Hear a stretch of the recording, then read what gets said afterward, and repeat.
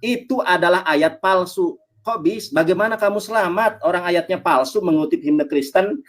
Itu.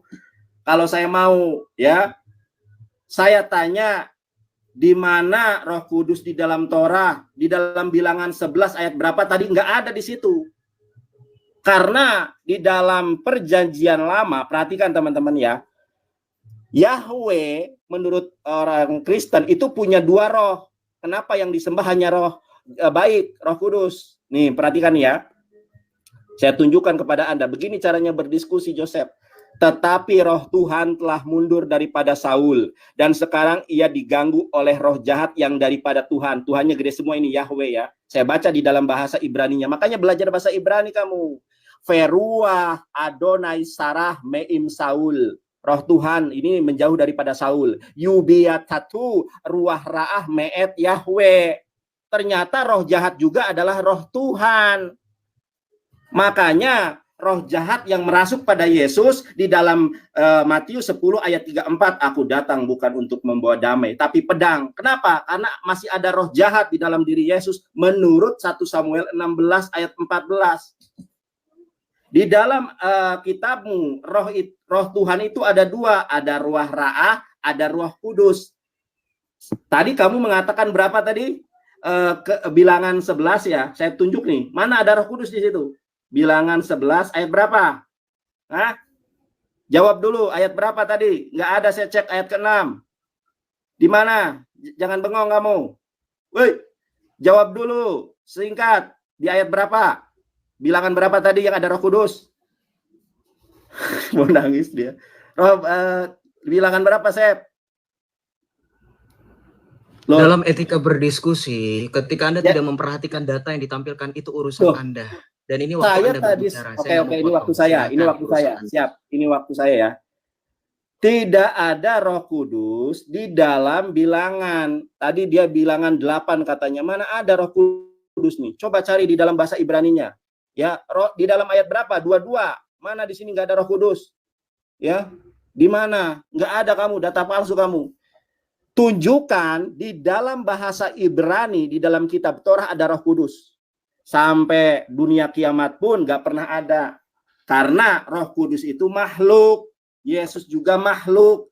Yohanes 14 ayat Wahyu 3 nomor 14, Yesus adalah makhluk ciptaan Allah. Sudah tahu ciptaan disembah, makanya kamu akan diusir oleh Yesus. Bahkan orang Katolik itu dan orang Protestan akan digarami oleh api.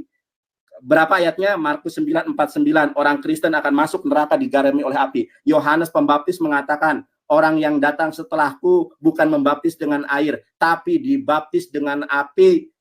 Kalianlah yang akan dibaptis oleh Yesus di neraka. Tuh, makanya Yesus mengatakan orang Kristen ini akan dibaptis di neraka. Di mana ayatnya? Matius 5, Joseph, perhatikan. Matius 5 ayat 20, orang Kristen akan dibaptis di neraka. Ya, perhatikan, Sep, jangan nangis, Sep. Nih, Sep. Lihat wajahmu itu, Sep.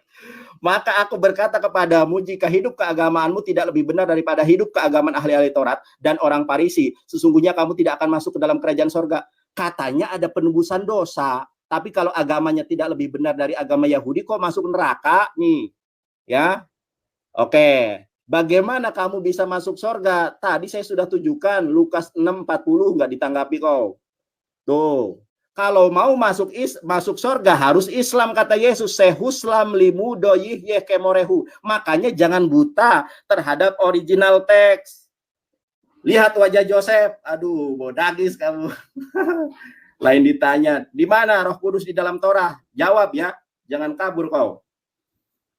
Dah, ini jawaban dari pertanyaan saya nggak ada sama sekali mengenai Islam, Ibnu Taimiyah.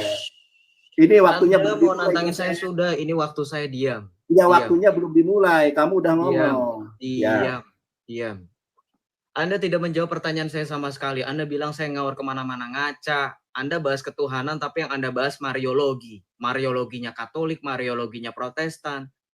Kalau kata Romo saya, kamu tuh kuah kosong, Nandar. Lebih parah daripada teman-teman dari Protestan. Karena mereka adalah saudari-saudari saya dalam kasih karunia Tuhan kita Yesus Kristus. Dan saya tadi sudah tampilkan bagaimana usaha gereja-gereja di luar gereja Katolik bersatu kembali dengan gereja Katolik. Kau kuah kosong, Nandar. Kau nggak ada apa-apa. Saya tanya mengenai kalau Yesus Islam, saya ikutin alur kamu. Kalau memang di dalam Lukas 6 ayat 40 dikatakan Yesus beragama Islam, Islam mana yang diajarkan Yesus? Hah? Islam mana yang diajarkan Yesus? Silakan ditanya. Jangan kamu jawab pakai asinsi, itu nama nabi kamu yang berbicara. Yesus menghendaki kalian jadi Islam apa? Salafi, Sunni, faktanya kalian terpecah menjadi 73 golongan dan itu yang kamu tidak bisa jawab dari tadi. Ada 73 golongan dan golongan itu semuanya punya nama, Nandar, jangan menipu. Hawarij itu termasuk golongan. Muawiyah yang membunuh, itu enggak keceplosan. BUNUH, cucunya Nabi kalian, tragedi Karbala, Hasan dan Hussein, si Muawiyah itu Islam. Itu masih ada golongannya sampai sekarang. Yang suka mengkafir-kafirkan itu Khawarij. Masuk Islam nggak mereka? Hah? Salafi yang dituduh oleh orang Sunni Wahabi, itu Islam, masuk surga nggak mereka? Orang Sunni yang tadi tawasul, yang disebut dengan Ahlul Bid'ah, masuk Islam nggak? Itu lu nggak jawab dari tadi.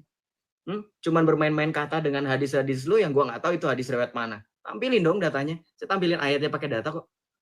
Hah? Di ini cara diskusi dan akademis. Oke, saya lanjutkan tadi. Dengerin, kalau saya pakai data, simak biar nggak malu-maluin. Itu kan direkam di YouTube lu yang jadi malu-maluin. Saya buka tadi bilangnya 11. Saya diskusi sama kamu, sama si Ipeh, itu saya selalu bilang, perhatikan kalau orang lagi nampilin data, catat boleh, tapi mata tetap tertuju pada sini. Yang saya buka bilangan 11, saya 24 sampai dengan 31, 35 tadi. Kenapa bilangan 8? Nyalahinnya saya. Sorry, tahu saya dalam surah Al-Ahzab 21 lakutkan lakum fi Rasulullahi uswatun hasanatun liman kana yarjullaha. Sungguh telah ada pada dirimu Rasulullah suri tauladan nyata. Betul. Muhammad lu jadiin suri tauladan enggak apa-apa, tapi buta hurufnya jangan lu ikutin. Ya. Ini tadi gue tampilin pakai data nih. Kemudian yang tadi lagi Lukas 6 ayat 40, lu baca yang benar, ini berkata tentang apa? Ada di sini tentang ajaran Islam. Pakai bahasa asli. Oke, runutkan itu Muslim itu dari bahasa mana? Sama nggak dengan kosakata padanan kata Islam? Ya, jujur, jangan comot-comot ayat. Gue comot ayat Al-Quran lu yang berbunyi fawailul lil musholin, celakalah orang-orang yang sholat mau lu.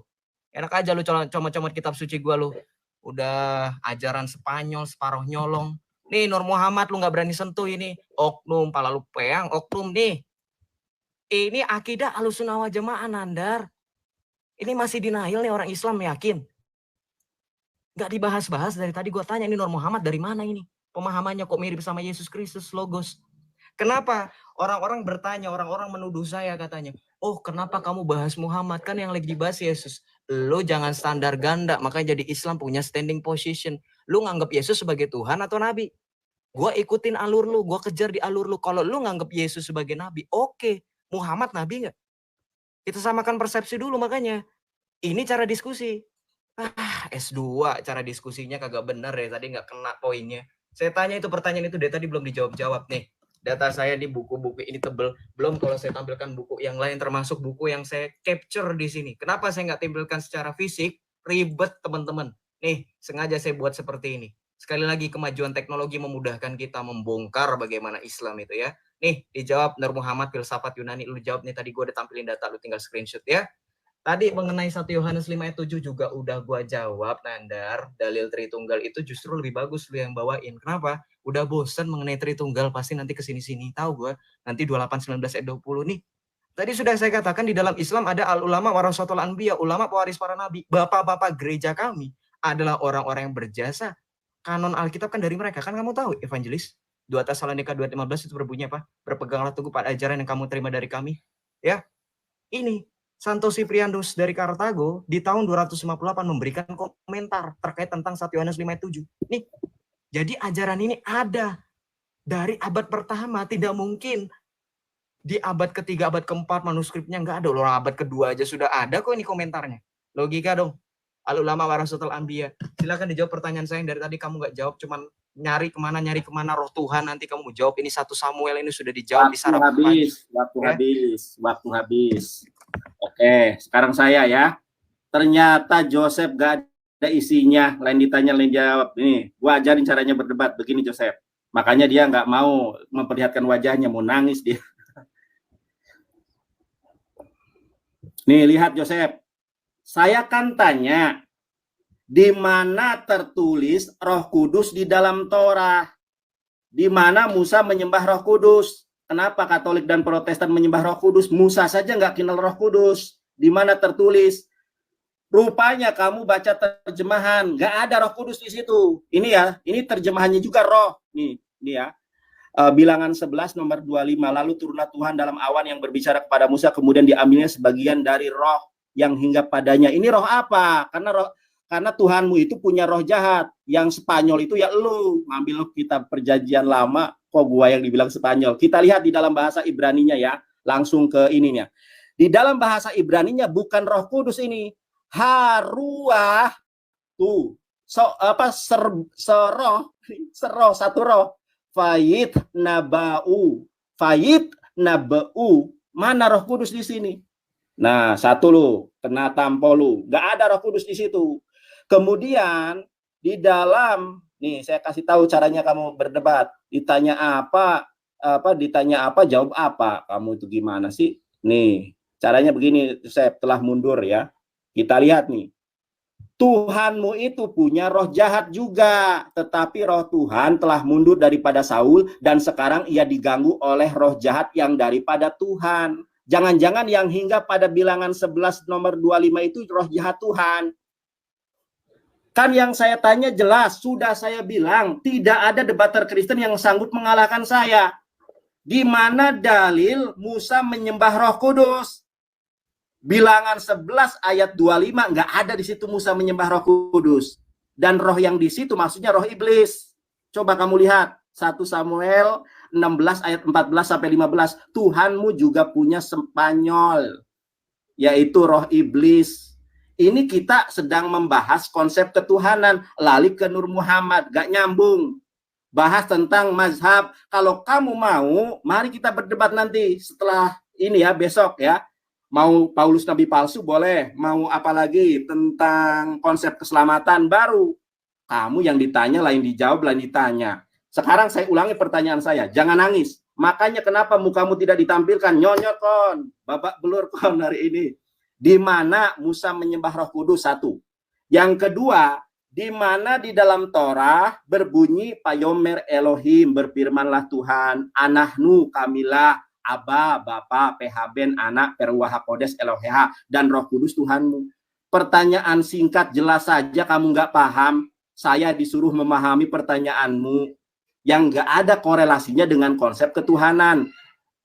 Katolik menyembah Bunda Maria, kamu nggak tanggapi. Katolik lo menyembah Bunda Maria, menyembah Roh Kudus, menyembah patung, kamu nggak tanggapi. Mana dalil Tritunggal? Sudah tahu dalil Tritunggal palsu, kamu yakini. Makanya di dalam Kristen ini ada Lutheran, ada Calvinisme, ya.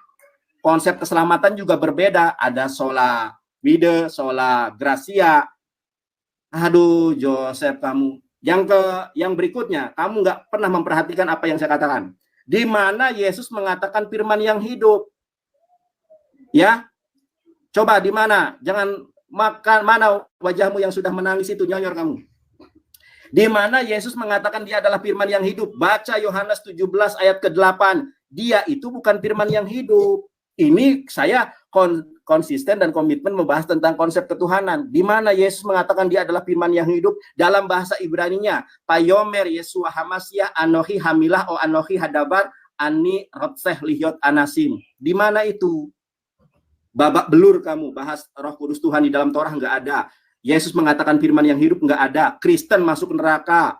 Kalau di dalam Islam masuk surga itu bukan golongan ini, golongan anak, golongan sana.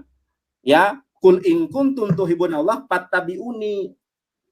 Ini kita tidak membahas konsep keselamatan. Kalau kamu mau ya, nanti kita bahas konsep keselamatan dalam Islam dan Kristen. Baru kita nanti bahas tentang surga dan neraka. Ini yang kita bahas konsep ketuhanan. Kamu menyembah Maria nggak ditanggapi. Kamu menyembah patung nggak ditanggapi. Tidak ada dalil Tritunggal nggak ditanggapi. Makanya ada Wanes, ada Triteos, Tritokos, Trinotos, Trinitos, Tolokoto. Tobat Joseph, kamu sudah tidak berani menampilkan wajahmu karena wajahmu penuh dengan kesedihan. Pasti kamu nggak bakal nyambung di jawabannya. Di mana dalil Tritunggal? Di mana dalil Yesus adalah firman yang hidup? Di mana Musa menyembah Roh Kudus? Tertulis di mana Roh Kudus di dalam Torah? Pasti nyonyor kon. Babak belur kon. Udah Ayo, dilap dulu pasti. lidahnya ya. Saya agak risih soalnya liatnya. Dilap dulu Nah, lagi tuh, Bang mau Andar. nangis dia. Enggak Mau nangis, oke. Dilap dulu. Oke, mau Nah, nangis. kan Wajah, sama-sama. coba. Nah. Wajahmu, tampilkan wajahmu. Lihat wajahmu Saya kenapa mengambil data ditutupi. kok. Mau lihat wajah Iya, saya wajahnya ya? tampilkan. Oh, Jangan terkesima. menutupi. Aku aja kalau mau buka data tinggal Cuma, ini. udah ini giliran saya udah nggak usah curhat. Ya, silakan. Kebanyakan curhat. Nandar. Gue udah bilang dari awal, dari tadi lu gua nggak nyambung bahas ketuhanan, tiba-tiba bahas. Lu ngerti nggak sih? Ngerti nggak, Dar? Dari tadi yang tiba-tiba bahas Bunda Maria apa? Itu Mariologi. Bedakan, lu ngerti? Lu kan evangelis, Dar. Tahu teologi nggak? Teologi itu theos dan logos, membahas tentang Allah, betul, membahas tentang Allah, membahas tentang Tuhan. Lu kenapa bawa Bunda Maria? Hah? Mau bahas tentang apa? Maria itu Mariologi, jatuhnya lu mau diarahin penyembah Bunda Maria. Gua udah tampilin data dari tadi, bahkan Martin Luther pun tidak menganggap Katolik penyembah Bunda Maria. Apa sih intel-intel lu, ha? Mantan-mantan lu. Gua heran ada orang yang mau kayak lu. Hah? Nggak percaya saya tadi sudah tampilkan data segitu banyaknya orang-orang Protestan, bahkan dari sumber-sumber gereja Protestan sendiri yang menghormati Bunda Maria. Tukang kibul cuman ngomong datanya, cuman itu kata orang. Oh ya persis ya kayak hadis ya. Saya mendengar dari ini, itu namanya bukan data, itu namanya ngegosip, Dar. Pantesan aja nggak ngerti. Oke, kita jelasin di sini nih. University of Dayton. Nih datanya University of Dayton ya. Udah dijelaskan dari tadi, apakah Katolik menyembah Bunda Maria? Di awal tadi saya sudah menjelaskan bagaimana perbedaan antara latria. Evangelis belajar nih latria, nggak usah sosokan bahas sola fide, sola gratia, latria dan dulia. Ya, iya nanti kita akan bahas kenapa di situ di dalam novena itu dikatakan Bunda Maria. Kamu baca bagaimana di dalam Injil Yohanes ketika Tuhan Yesus disalibkan, dia menyerahkan ibunya kepada Rasul Yohanes dan kepada para murid. Kau baca bagaimana doa novena 3 Salam Maria itu dapat dari konsili Efesus untuk menekankan bahwa Maria adalah Theotokos bukan Kristotokos. Wah ini gila, evangelis gak ngerti sejarahnya, gue aja tahu sejarah Islam. Muawiyah gue bahas tadi, gue senggol-senggol ya. Jadi latria ini adalah penyembahan kepada Allah Tritunggal Maha Kudus. Dan dulia kepada orang-orang kudus. Latria ini penyembahan, dulia ini penghormatan. Tolong bedakan Islam, ya. Itu kan kalian juga nyolong. Makanya tadi kan ada Nur Muhammad itu nanti kena di latria sama dulia, Nandar. Lu percaya deh sama gue kalau lu berani bahas ini, karena ini masuk dalam akidah kalian dan dalam penciptaan kalian. Ini masuk akidah lo. Jangan lu bilang ini, jangan lu bilang apa? Nggak ada urusannya sama konsep ketuhanan. Ini masuk konsep ketuhanan. Nih, ini imanensi. Lu makanya ngerti nggak imanensi apa? Ini konsep filo itu kan tadi yang lu bahas di kutip-kutip Yohanes 1 ayat 1 itu konsep katanya Platonis. Ini imanensi. Nih, menyatukan Allah. Nih, Allah tuh lu jadi satu sama Nur Muhammad. Lu kurang emang. Oke, baik saya tampilkan data yang selain itu ya. Enggak percaya Nur Muhammad itu akidah juga, menyembah kalian itu Muhammad itu juga bagian dari Allah. Nih dengerin nih, Guru Ndak lu sendiri ngomong. Kita cari-cari maknanya lagi. Nih. Yang kemudian dikatakan sebagai Allah yang perkasa, Allah yang kekal. Siapakah dia? Itu sudah pasti bukan Yesus, melainkan dia yang kita peringati hari kelahirannya, baginda Rasulullah Muhammad Sallallahu Alaihi Wasallam. Tuh, nggak percaya sih lu kalau misalkan ini akidah konsep ketuhanan. Orang Guru Ndak lu aja mengatakan Allah yang perkasa, Allah yang kekal Muhammad. Ini karena ini baca nih. Gue biruin, menyatukan Allah dengan Nur Muhammad. Wah lu konsili dulu sama si Juma sono, Guru Ndak lu parah lu, Abang Ndak dilupain. Sengaja gue entar Nandar gue taruh bagian akhir supaya lu bisa mikir. Ya, Nur Muhammad ini sekali lagi masuk akidah. Ya, oke dijawab. Terkait tentang Roh HaKodesh, oke, ini tadi saya sudah sampaikan. Nih, dari Sefaria, Aqidat Ishak. Kemudian dari Mazmur, Psalm ini dari Mazmur 1 ayat 12 sampai 13. Nih. Ya. Fashion a pure heart for me, O God, create me in steadfast spirit, do not cast me off your presence, or take your Holy Spirit away from me. Ini Sefaria masa bisa bohong? Nih, Ruach HaKodesh nih. Ya, Ruach HaKodesh nih. Ya, ini si Freddy Farim ya. Nih baca nih. There is none like the Almighty Yeshurun. Israel says there is none like God. And the Holy Spirit responds. Nih. Dari tadi udah dibahas sih sebenarnya. Ya udah, tapi kalau masih itu. Terus tadi lu bilang makanya pahami bahasa Ibrani. Sejak kapan Lukas 6 ayat 40 pakai bahasa Ibrani? Mau menipu. Lukas itu pakai bahasa apa? Bahasa Latin apa bahasa Ibrani? Gak usah nipu. Udah sok-sokan nih, makanya pelajari bahasa Ibrani. Lukas aja pakai bahasa apa kok bahasa Ibrani? Waktu habis. Gak ada yang jawab pertanyaanku. Aduh, pertanyaanku nggak ada yang jawab ya. Makanya nggak berani dia nampilkan wajah, karena wajahnya penuh dengan kenangisan ya, pucat dia, kalah debat. Oke, nih Joseph gua ajarin caranya, ya. Nih, di dalam kitabmu ini, Tuhanmu itu punya dua roh. Yang pertama, roh jahat. Yang kedua, roh baik, itu roh kudus. Ini kita lihat ya, Feruah Yahweh, Sarah Meim Shaul. Yubia Tatu Ruah Ra'ah. Ternyata Tuhanmu ini punya roh jahat. Itulah yang menghinggapi Yesus. Me'et Yahweh. Dan roh jahat yang daripada Tuhan. Loh, jadi yang saya tanya itu roh kudus. Nih, kamu ya, perhatikan nih Joseph.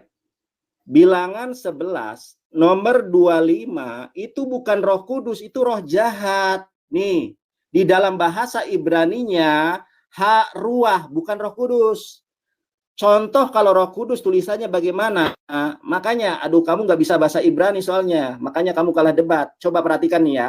Yohanes 14 ayat 27. Dalam bahasa Ibrani ya. Kita lihat nih. Tulisan roh kudus bagaimana? Oke, sebentar. Yohanes 14 ayat 26. Nih, Joseph. Nih.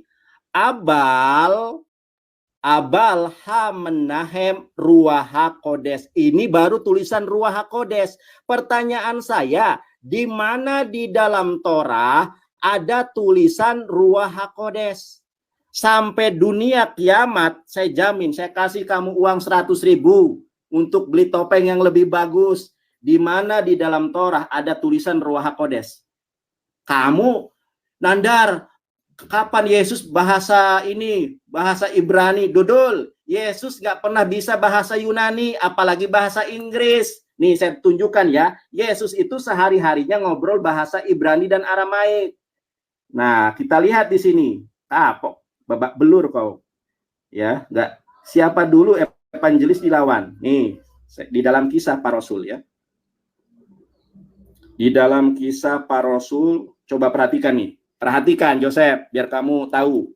Si Paulus, nabi palsu dari Tarsus mengatakan, kami semua rebah ke tanah dan aku mendengar suatu suara yang mengatakan kepadaku dalam bahasa Ibrani. Jadi Yesus itu ngomongnya bahasa Ibrani, bukan bahasa Yunani. Tunjukkan hal yang sama kalau Yesus mengatakan dalam bahasa Yunani. Gak pernah. Yunani itu bahasa pagan. Makanya kamu agama pagan, menyembah Bunda Maria. Tuh, saya sudah boleh ya, kamu menyembah Bunda Maria. Nih, kalau permohonanku ini benar-benar sesuai dengan kehendak putramu, dengan sangat aku mohon, oh Bunda. Makanya Protestan menyebut kalian memberhalakan Bunda Maria. Dalam doa novena jelas kalian meminta kepada Bunda Maria. Ini bukan katanya. Doa novena itu memang salah satu ibadah yang dilakukan oleh orang Katolik. Gak usah kamu menyangkal. Ya. Yang saya tanya Roh Kudus, yang dijawab bahasa Inggris. Sekarang pertanyaan saya, di mana Yesus berbahasa Yunani? Sampai kiamat pun gak ada Yesus berbahasa Yunani. Tapi kalau Yesus berbahasa Ibrani, catat Kisah Para Rasul 26:14, si nabi palsu dari Tarsus mengatakan Yesus bahasa Ibrani. Kenapa kamu antipati dengan bahasanya Yesus? Karena kitabmu perjanjian baru bahasa aslinya Yunani adalah hasil konsili paganisme. Matius, Markus, Lukas, Yohanes dibentuk pada tahun 329 Masehi, yaitu Kodeks Vatikanus. Jeder. Orang kodeknya saja dibuat di Vatikan, makanya bahasa Yunani. Jeder kamu. Gak ada Kristen yang sanggup mengalahkan saya. Kamu menutupi wajahmu karena wajahmu mau nangis. Menatap wajahku saja kau tidak mampu. Karena wajahku bagaikan rembulan yang bersinar di malam hari. Menyinari orang-orang Kristen yang dalam kesesatan. Saya ulangi pertanyaan saya. Di mana tertulis Ruach HaKodes di dalam Torah? Jangankan Musa menyembah Roh Kudus, tertulis Ruach HaKodes di dalam Torah saja nggak ada. Tunjukkan bahasa Ibraninya. Satu ya. Tunjukkan bahasa Ibrani Roh Kudus di dalam Torah. Yang kamu buka itu kamus dul. Kalau Torah itu Sefer Beresit, Semot, Vaikra, Bamidbar. Yang dibuka Targum, yang dibuka Midras, Ancai. Lagi bahasa Inggris. Coba tunjukkan. Di dalam Sefer Beresit, Semot, Vaikra, Bamidbar, Debarim, ada tulisan Ruach HaKodes. Kalau tidak ada tobat dari menyembah Roh Kudus itu makhluk.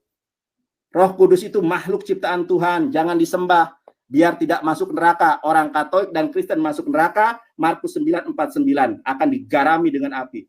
Begini caranya berdebat. Kamu takut menampilkan mukamu karena kamu penuh dengan kekalahan. Jeder kamu. Tunjukkan di mana Roh Kudus di dalam Torah. Tulisannya kalau nggak bisa baca, saya yang baca. Ayo kon. Itu sampai Ya. muncrat soalnya. Ya udah jangan nangis. Aduh, munjat. Jangan nangis kau. Salah pilih lawan kau. Deh Gimana? ya. Ini ronde terakhir ya, habis ini berarti Kabur. Gak mau sholat maghrib, gak mau Oh, sholat. ini baru 5:30. Sholat. Oke lah, kalau ya kamu, udah berarti nggak oke, mau sholat baik. maghrib ya. Oh. Baiklah, oke ya, saya nggak bakal maksa. Aduh, suaramu sudah parau begitu, nggak apa-apa. Wajahmu sudah mau menangis, Waktu nggak saya apa-apa. Nandar berisik. Joseph, tidak ada orang Saya Kristen ya. yang sanggup mengalahkan saya debat. Sengaja saya Apalagi niatkan ini waktu konsep saya. Kalau ketuhanan. kamu masih bisa Oke, terus silakan. berbicara ya sudah. Ya, jangan nangis. Ya, Oke, ini waktu lanjut. saya ya.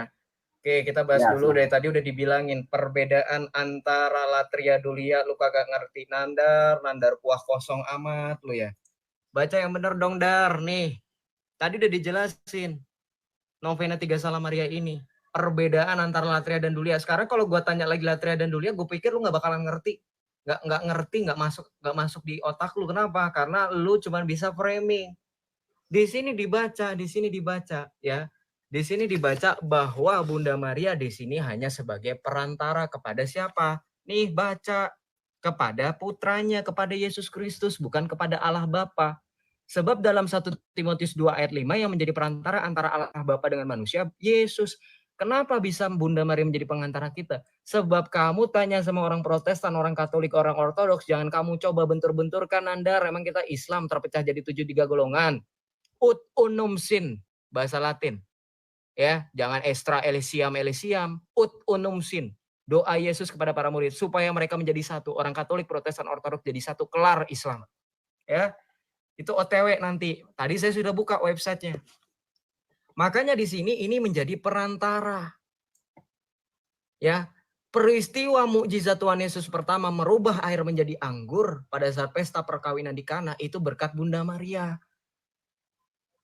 Dari mana bukti bahwa Bunda Maria sudah di surga? Wahyu 12 ayat 1. Maka tampaklah perempuan di langit berselubungkan matahari, bermahkotakan 12 bintang. Wah, evangelis nggak tahu ayat itu, puter-puter aja. Udah gue bilang, lu bahas Maria, gue bahas Muhammad lu. Karena Maria ini mariologi bukan teologi. Sekelas evangelis katanya nggak bisa dikalahin sama pendeta, tapi nggak ngerti teologi dan mariologi. Sindar, udah gue ulang-ulang dari tadi. Ya, kemudian sekali lagi saya katakan sama kamu, nih, ya, gue bilang lu separah nyolong, kenapa? Nih, Abul Hasan al-Asy'ari, pendiri teologi konsep ketuhanan yang 20 sifat, Allah wujud kidam boko muhalafatul, itu loh konsep ketuhanan lo, itu baru lahir di abad ke-9. Abad ke-9. Dia dulu mantan Mu'tazilah, aliran sesat, pengikut Mu'tazilah. Yang ini oleh buku ini ditentang akidah salaf versus ilmu kalam. Kena lo. Saya pakai data buku banyak banget, cuman memang tidak akan cukup ini. Nanti dibantah di sini. Bagaimana pemikiran dari ilmu kalamnya nih. Nih, Ahlus Sunnah wal Jamaah tuh Asy'ariyah dianggap sesat nih. Saling menyesatkan satu sama lain. Ini lahir tahun abad 9. Dia lahir, Ibnu Taimiyah ini lahir setelah Abul Hasan al-Asy'ari. Dijawab dong. Ini konsep ketuhanan nih. Antara 20 sifat Allah dengan Allah, tauhidnya, rububiyah, uluhiyah, asma wa sifat, mana yang benar? Dari tadi nggak dijawab itu. Ya, orang Islam masuk surga. Gua bilangin, kalau lu bahas Allah, lu pakai kutip ayat, orang Islam akan masuk surga semuanya. Lu berarti mau nunjukin Muhammad sama Allah saling kontradiksi. Muhammad bilang hanya ada satu golongan dari 73 golongan. Lu jelasin 73 golongan yang masuk surga satu golongan mana? Nggak dijelas-jelasin dari tadi. Lari ke sana, lari ke sini, yang lari-lari siapa? Lu pakai lari ke 1 Samuel 6 ayat 14. 1 Samuel 6 ayat 14 lu baca makanya. Masa nggak tahu? Di situ konteksnya Saul itu berdosa karena ketidaktaatannya terhadap perintah Tuhan untuk memusnahkan suku Amalek. Nih, bukan berarti ada dua roh. Satu roh Tuhan, satu roh jahat itu jadi Roh Kudus. Wah, lo kalau misalkan gue balikin ayat Al-Quran, lo ntar itu lo. Lo buka tuh Ali Imran ayat 45 tuh. Ya, siapa di situ? Hairul Makirin. Jadi di situ Saul itu berdosa karena ketidaktaatannya. Arti dari kata roh jahat daripada Tuhan, itu artinya Tuhan mundur daripada Saul.